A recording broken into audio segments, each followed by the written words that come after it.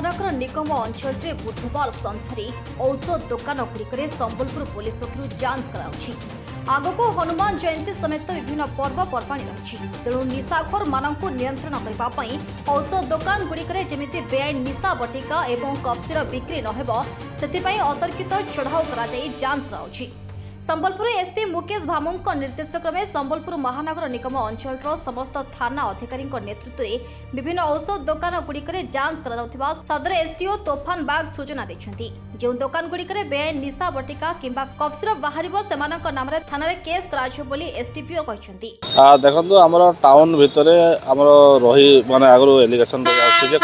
cough syrup निशा बटिका इत्यादि गुड़िक बिक्री होती तो से आम आज जो आम टाउन थाना धनुपाली अठापाली क्षेत्राजपुर बरईपाली एवं सदर विभिन्न थाना जो रही थाना गुड़िक से टीम सब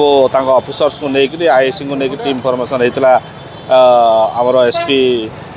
संबलपुर साहेब निर्देशक्रमे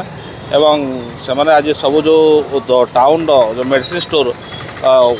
एट ए टाइम आमर सब दुकान गुड़ाक चेकिंग कराई एवं जो जगार आम सस्पेक्ट रही जो बिक्री होची विभिन्न बस्ती एरिया रे कि विभिन्न कॉलोनी एरिया रे तो सेगुड़ाक आम